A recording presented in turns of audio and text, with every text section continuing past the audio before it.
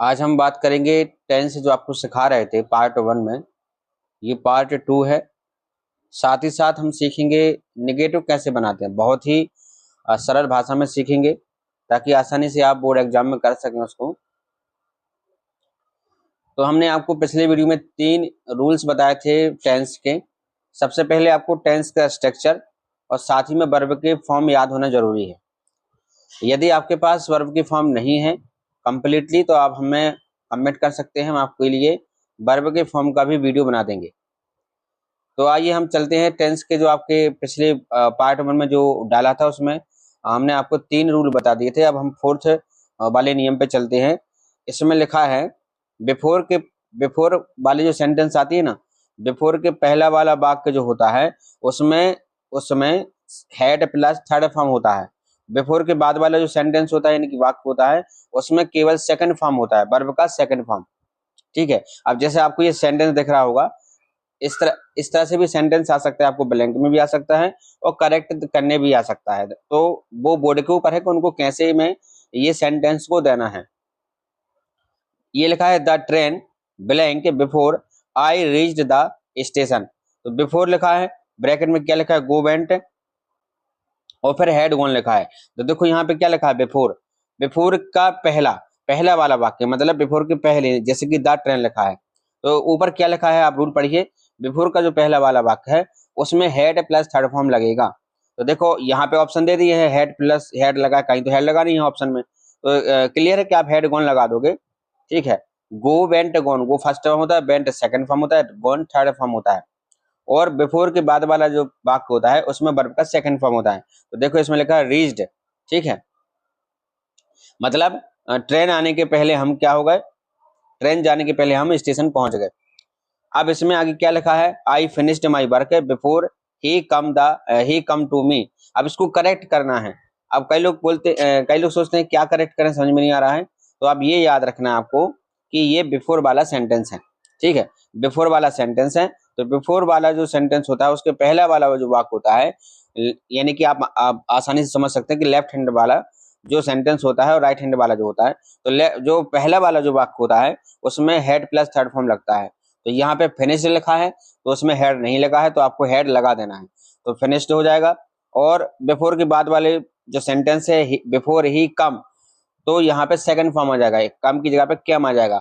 कम का जो first term होता है वो कम होता है, सेकंड कम होता है, थर्ड फिर कम होता है। ठीक है। तो ये जो है आपका रूल रह गया था। अब हम सीधे चलते हैं नेगेटिव बनाने के लिए। नेगेटिव बनाना बहुत आसान तरीके से आप सीख सकते हो और आप अपनी कॉपी में भी लिख सकते हो। जो भी मध्य प्रदेश से जहां जहां से बच्चे देख रहे हैं, जिस गांव से स्कूल से देख रहे हैं, आप लिख सकते हो बहुत आसानी से। और यदि कहीं कोई प्रॉब्लम जाती है तो आप कमेंट लिख सकते हो, आपको बहुत सरल तरीके से और भी चीजें हम लाएंगे। सभी सब्जेक्ट की ग्रामर इसमें पढ़ाई जाएगी, सभी तरह का जीके करंट अफेयर सब कुछ पढ़ाया जाएगा। थोड़ा थोड़ा सा टाइम लगेगा चैनल को आगे बढ़ने में। तो सीधे हम चलते हैं नेगेटिव बनाने के लिए। नेगेटिव का मतलब क्या होता है, नेगेटिव का मतलब होता है हमें वर्ब में नोट लगाना है। जो क्रिया आपको आएगी ना उसमें आपको नोट लगाना है, उसी को मतलब होता है नेगेटिव। तो नेगेटिव कैसे बनाते हैं, तो सबसे पहले आपको चाहिए होता है सब्जेक्ट। सब्जेक्ट के बाद फिर लगानी पड़ती है हेल्पिंग वर्ब, फिर लगाना पड़ता है नोट, फिर यहाँ पे लिखा है वर्ब का फर्स्ट फॉर्म, यहाँ पे वन लिखना था तो वर्ब का फर्स्ट फॉर्म लगाते हैं और फिर यहाँ पे ऑब्जेक्ट रखते हैं लास्ट में। ठीक है। अब हेल्पिंग वर्ब कौन कौन सी कहलाती है, ये सब हेल्पिंग वर्ब कहलाती है। Is am are, was were, has have had, will shall, ये सब हेल्पिंग वर्ब कहलाती हैं। तो हमें जो है ना इसमें इनके बाद हमें क्या करना है, हमें नोट लगाना है। जी आप लगाओगे ना तो इसमें आप क्या लगाओगे, नोट लगाओगे। ठीक है। इसके बाद देखो थोड़ा सा इसमें हैज हैव और हैड का रूल अलग होता है। बाकी में आप सीधा नोट लगा सकते हो, एज आ जाए तो नोट लगाओ, एम आ जाए तो नोट लगाओ, आर आ जाए तो नोट लगाओ। अच्छा है, ये जो हेल्पिंग वर्ब दिख रही है आपको, इनके बाद अगर आप नोट लगाओगे तो आपको वर्ब का फर्स्ट फॉर्म लिखने की जरूरत नहीं है, जो भी वर्ब का फॉर्म है उसी को आप वापस लिखोगे। ये याद रखना आप। ठीक है। जैसे फर्स्ट सेंटेंस है ही इज अर्निंग मनी, वह पैसा कमा रहा है, तो ही इज के बाद क्या लगा दोगे, नोट लगा दोगे और फिर सीधा क्या बन जाएगा, नेगेटिव बन जाएगा। लेकिन इतने सरल सेंटेंस पेपर में नहीं आते हैं। ठीक है। दूसरा सेंटेंस है ही वॉज अर्निंग मनी, वह पैसा कमा रहा था, तो वॉज के बाद नोट लगा दोगे। इतने इजी तो आपको देंगे नहीं पेपर में। तो जो मेन रूल्स है वो 2 नंबर से आते हैं। ये जो 2 नंबर का रूल्स है ये बहुत आईएमपी रूल्स है और ये पेपर में आसानी से आपसे पूछा जाता है, तो बहुत ध्यान से समझना है। ऐसे सेंटेंस जिनमें पहले से हेल्पिंग वर्ब ना हो, अब पहले से हेल्पिंग वर्ब नहीं है तो क्या करोगे, सबसे पहले सब्जेक्ट लगाओगे, डू, डज, डिड, तीनों में से कोई एक आएगा और फिर इसमें से आप नोट लगा दोगे। नोट लगाने के बाद वर्ब का फर्स्ट फॉर्म आपको रखना है वापस और ऑब्जेक्ट रखना है, ठीक है। डू, डज और डिड तीनों में से कोई एक ही आएगा, तीनों नहीं आएंगे। कौन आएगा ये आपको हम नीचे बता रहे हैं। जैसे ये लिखा है they went to market yesterday, ठीक है। अब इसमें वेंट क्रिया दी गई है, वर्ब दी गई, लेकिन हेल्पिंग वर्ब नहीं दी गई है। अब कैसे पता चलेगा कौन सी हेल्पिंग वर्ब लगानी है, डू लगाना, डज लगाना, डिड लगाना। तो सबसे सरल तरीका क्या है, जैसे डू आएगा तो डू में आपको, जैसे डू लिखा है, देखिए कि कैसे पहचानेंगे डू लगाना है। यदि दिए गए सेंटेंस में वर्ब का फर्स्ट फॉर्म है, जैसे दे के बाद वेंट लिखा है, ये कौन सा फॉर्म है, सेकंड फॉर्म है, ठीक है। तो आप जब सेकंड फॉर्म आए तो क्या लगाओगे, डिड लगाओगे। अगर वर्ब का फर्स्ट फॉर्म है तो डू लगाओगे। अगर वर्ब में s s i s v s लिखा है तो डज लगाओगे। वर्ब में s s i s b s लिखा है तो डज लगाओगे। वर्ब का अगर फर्स्ट फॉर्म है तो डू लगाओगे। वर्ब में अगर सेकंड फॉर्म दिया गया है सेंटेंस में, सब्जेक्ट कोई भी हो, सेकंड फॉर्म हो तो आप डिड लगाओगे। अब आपके लिए वर्ब के तीनों फॉर्म याद होना जरूरी है। अगर आपके पास अवेलेबल नहीं है तो आप कमेंट में लिख सकते हैं। अब इसके लिए आपको प्रैक्टिस पे चलते हैं, ठीक है। तो फर्स्ट सेंटेंस है, इसमें क्या लिखा है, फर्स्ट सेंटेंस में they did not go to market yesterday. हाँ, ऊपर का जो सेंटेंस है they went to market yesterday, अब इसमें वेंट जो है वो कौन सा फॉर्म है, सेकंड फॉर्म है, इसलिए इसमें क्या लगा देंगे अपन, डिड। डिड में क्या लगाओगे, नोट। लेकिन डिड में नोट लगाओ, चाहे डज में नोट लगाओ, चाहे डू में नोट लगाओ, आपको वर्ब का फर्स्ट फॉर्म लौटाना है वापस, ठीक है। तो जो ऊपर सेंटेंस दिया गया है दे वेंट टू, तो वेंट जो है वो सेकंड फॉर्म है, तो वेंट का सेकंड फॉर्म है इसलिए डिड लगेगा, डिड में लगाओगे नोट और उसका फर्स्ट फॉर्म आप वापस करोगे। फर्स्ट फॉर्म वापस करने के लिए आपको वर्ब के फॉर्म याद होना चाहिए, ठीक है। तो वेंट का फर्स्ट फॉर्म होता है गो, बाकी जो लिखा है वो आप सेम वापस कर दोगे। चलिए अब दूसरे सेंटेंस पे चलते हैं। यहाँ पे क्या लिखा है, यहाँ पे लिखा है अनीता कट्स हर फिंगर। अब यहाँ पे कट्स लिखा है, मतलब वर्ब के फॉर्म में एस एस आई एस या भी एस कुछ भी लगा हो तो आप डच का प्रयोग करोगे। तो कट्स लिखा है तो डच का प्रयोग करो, डच में नोट लगाओ और उसका फर्स्ट फॉर्म वापस लाओ। अगर जिसमें S E S i S भी एस लगा हो तो उसका फॉर्म अगर वापस लाना है तो एस और ई एस को हटा दो, फर्स्ट फॉर्म वापस आ जाएगा। आई एस में हट के वाई लगता है और भी एस में हटके एफ ई एफ लगता है, पर कहीं कहीं एफ ई या एफ नहीं लगता है, उसकी रूल आपको हम अलग से बता देंगे। हिज मदर टॉक्स, इसमें टॉक्स लिखा है, वर्ब में S E S i S लगा रहता है तो आप डज लगाओगे। तो हिज मदर आप लिखोगे, डज लगाओ, नोट लगाओ, टॉक्स का आप टॉक वापस करो, ठीक है।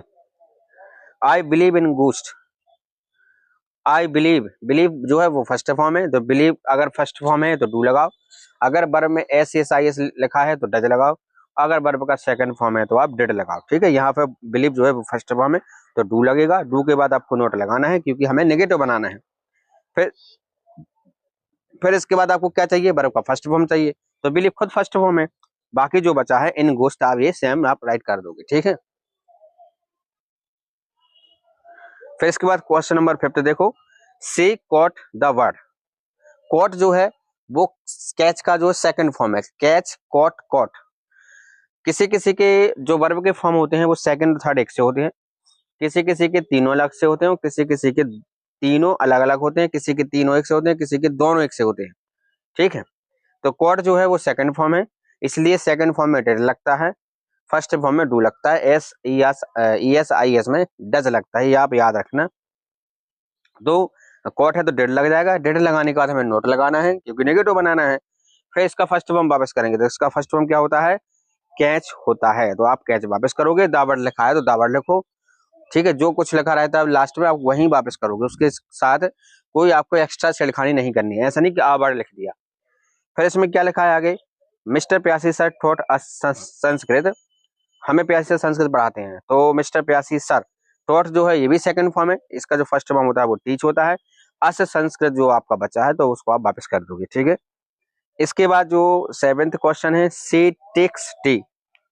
तो सी टेक्स टी में क्या करना है, टेक्स जो है वो इसमें एस लगा है, सॉरी एस लगा है, ठीक है। तो इसमें एस लगा है, चाहे एस लगाओ चाहे आई एस लगाओ, डज का प्रयोग करोगे आप। तो सी के बाद डज लिखो, डज में नोट लगाओ क्योंकि नेगेटिव बनाना है। फिर इसके बाद आपको वर्ब का फर्स्ट फॉर्म चाहिए, तो उसका एस आप हटा दोगे, तो टेक बचेगा। फिर टी जो बचा है वो लिख दो आप वापस। Meena drives a car, Meena drives a car, ठीक है। यहाँ क्या हो गया भाई,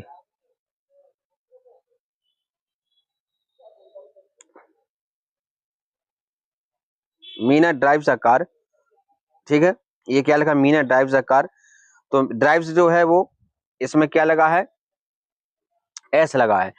तो एस एस आई एस लगा हो तो डज का प्रयोग करोगे आप, तो डज लगाओगे, मीना डज, फिर नोट लगाओगे, ड्राइव्स का एस हटा दोगे तो वर्ब का फर्स्ट फॉर्म वापस आ जाएगा।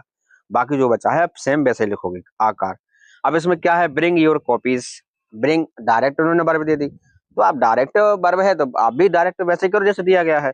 तो ब्रिंग जो है वो फर्स्ट फॉर्म है, तो फर्स्ट फॉर्म में डू लगता है, सेकंड फॉर्म में डिड लगता है, बार बार बता रहे हैं ताकि आपको सुनने से याद हो जाए, ठीक है। तो इसमें ब्रिंग फर्स्ट फॉर्म है तो डू लगेगा, डू में डायरेक्ट आप नोट लगा दो तो डू नोट हो जाएगा। इसके बाद हमें वर्ब का फर्स्ट फॉर्म चाहिए जो कि ब्रिंग दिया गया है, बाकी सेम जो वापस दिया गया है आप पूरा लिख दो। कॉपीज वर्ब नहीं, कॉपी मतलब होता है किसी की नकल करना,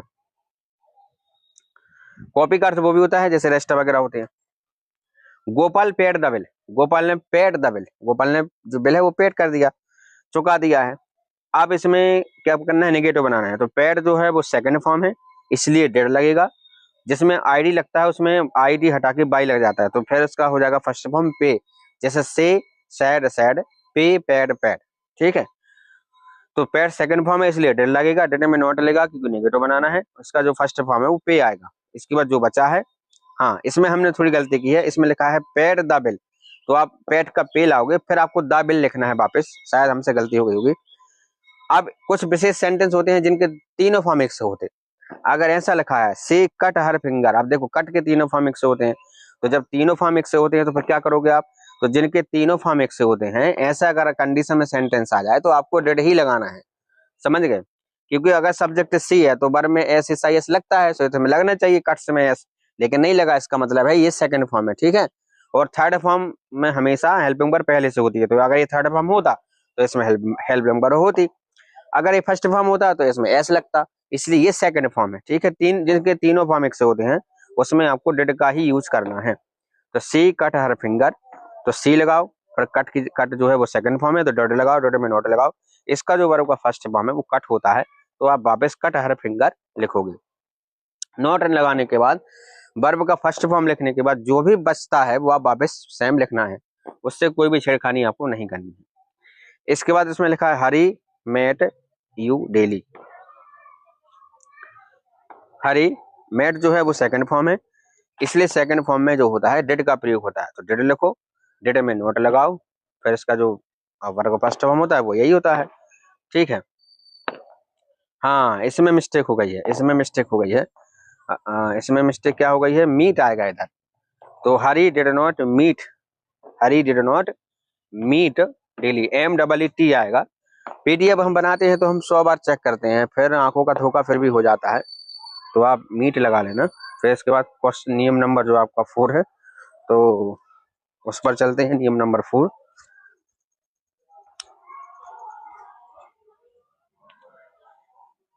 नियम नंबर 4 जो आपका है, ऐसे सेंटेंस जिनमें पहले से डू डज डिड लगा हो, फिर क्या करोगे आप,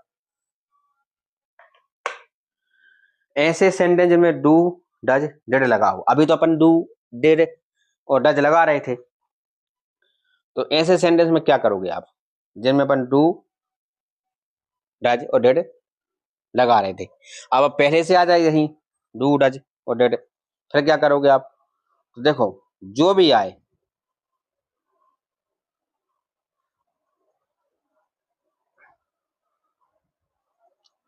देखो जो भी आए इसमें से, जैसे मान लो ऐसा सेंटेंस आ जाए आई डू इट, ध्यान से देखना, आई डू इट, ये लिखा है आई डू इट, अगर ऐसा सेंटेंस आ जाए फिर क्या करोगे आप, तो देखो जो भी आ जाए, डू आए चाहे डज आए चाहे डिड आए, तीनों में से कोई भी आ जाए तो जो भी आए ना वो आप पहले लिखोगे। आई डू लिखा है तो आई डू पहले लिखो, आई डज लिखा है, आई डिड लिखा है तो आई डिड पहले लिखो, आई डू लिखा है तो आई डू लिखो, ही डज लिखा है तो ही डज लिखो। ठीक है, डू, डज और डिड तीनों में से जो भी आए आपको, सब्जेक्ट चाहे कोई भी हो, तो आपको वो पहले लिखना है। तो इसमें डू आया तो डू लिखो, फिर आपको क्या लगाना है, नॉट डू लगा देना है। डू आ जाए तो डू नॉट डू लिखो, डज आ जाए तो डज नॉट डू लिखो, डिड आ जाए तो डिड नॉट डू लिखो। तीनों में से कोई भी आ जाए, नॉट डू आपको लगा देना है, नॉट और डू लगाना है। चाहे डू आए तो भी नॉट डू, डज आए तब भी नॉट डू, डिड आ जाए तब भी नॉट डू आपको लगाना है। ठीक है, अब इसमें लिखा है दे डिड, देखो डिड आ गया तो नॉट डू लगा दो लास्ट में, बाकी सेम रहेगा सेंटेंस। डू आ गया नॉट डू लगा दो, डज आ गया सी डज हर ड्यूटी तो she does not do her duty, does आ जाए नॉट डू लगाओ वापस में पीछे, डिड आ जाए नॉट डू लगाओ। ठीक है, डू आ जाए नॉट डू लगाओ, आपका उत्तर हो जाएगा। डिड आ जाए नॉट डू लगाओ। अब ये जो फोर्थ नंबर का रूल है, इसमें लिखा है मस्ट, मस्ट वाले सेंटेंस। मस्ट वाले सेंटेंस की जो संभावना होती है बहुत कम होती है, पर 12th क्लास में ज्यादा होती है। ठीक है, तो मस्ट वाले जो हैं वो 9th 10th 8th क्लास वाले अगर पढ़ रहे होंगे, 5th से लेकर के जो भी क्लास के पढ़ रहे होंगे, इस चैनल को जहां से देख रहे होंगे, तो आप याद रखना मस्ट वाले सेंटेंस की आने की संभावना हो सकती है, बट 11th 12th में ज्यादा होती है। We must finish this, must जब भी आ जाए कुछ नहीं करना, मस्ट को हटा दो, नीड नॉट लगा दो, निडंट लगा दो। आप नीड नॉट नहीं लिख सकते, शॉर्ट फॉर्म दिया गया तो शॉर्ट फॉर्म ही लिखोगे आप। We must finish this, we needn't finish this. You must reach there, you needn't reach there. ठीक है, मस्ट हटाओ निडंट लगाओ, कुछ नहीं करना है, बाकी सेम टू सेम आएगा। अगर आपको दिए गए सेंटेंस में, ये वाला सेंटेंस में कई बार आ जाता है, ऑलवेज ऑफन यूज जनरली आ जाए, तो वो कहेंगे भैया नेगेटिव बनाओ आप इसका।